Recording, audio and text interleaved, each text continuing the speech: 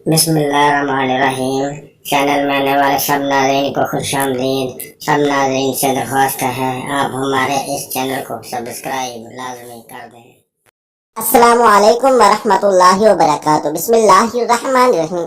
वो 4 भाई बहन थे, 3 भाई और 1 बहन, जिनमें सबसे छोटी बहन थी। सबसे बड़ा और छोटा भाई हर लिहाज से होशियार और चालाक थे, जबकि बीच वाला, जिसका नाम नदीम था, लापरवाह और मनमौजी किस्म का था। इसलिए वो पढ़ लिख न सका और मजदूरी करने लगा। उसकी बनिस्बत सबसे बड़ा भाई डॉक्टर बन गया और छोटा भाई बैंक में मैनेजर हो गया।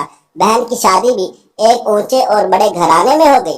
कुछ सालों में बड़े और छोटे भाइयों की भी शादी हो गई, लेकिन नदीम के लिए रिश्ता ही नहीं मिल रहा था, क्योंकि वो अनपढ़ और मजदूर था।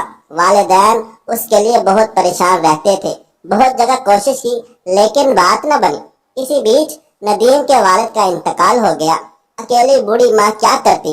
अब तो दोनों भाई भी उसे आवारा और निकम्मा कहने लगे और उन्होंने एक एक करके घर छोड़ दिया और अलग जाकर रहने लगे। बहन भी मैके आती तो अपने दोनों भाइयों के घर ठहरती। नदीम से मिलने न आती, सिर्फ थोड़ी देर अपनी माँ से मिलकर चली जाती थी। माँ ने जब ये हाल देखा तो सोचने लगी कि मेरे बाद नदीम का क्या होगा, ये तो अकेला पड़ जाएगा। ये सोचकर माँ ने जैसे तैसे गांव की एक अनपढ़ गवार लड़की से नदीम की शादी करवा दी।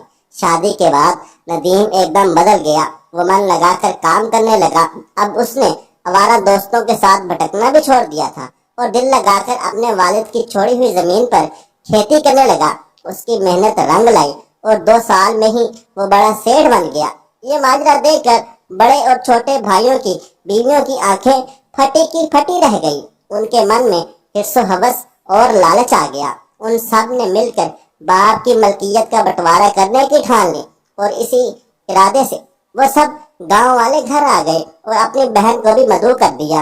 माँ ने बहुत मना किया, लेकिन वो नहीं माने और तकसीम की तारीख मुकर्रर कर दी।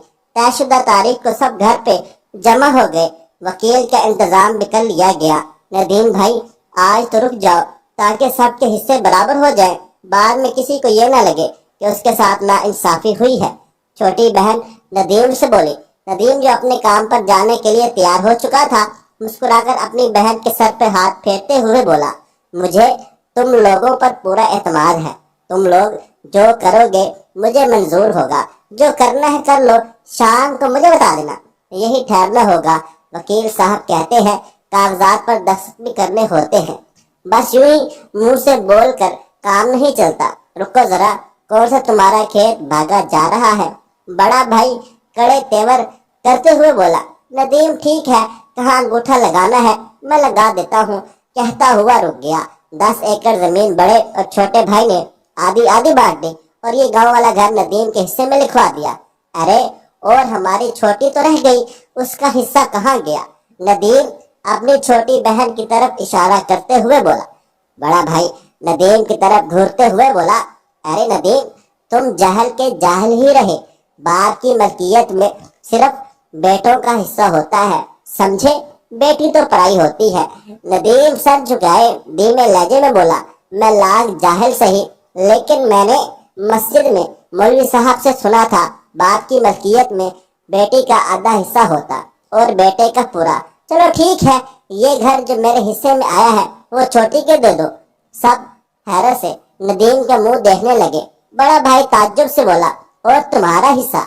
मुझे हिस्से में माँ चाहिए। नदीम मुस्कुराते हुए अपनी बीवी की तरफ देखता हुआ बोला, जो इत्मीनान मुसर्रत से नदीम की बात पर हाँ में गर्दन हिला रही थी।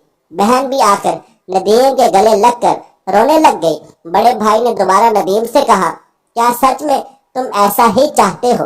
जी भाई, मेरे हिस्से में माँ दे दो, क्योंकि माँ के कदमों में जन्नत होती है।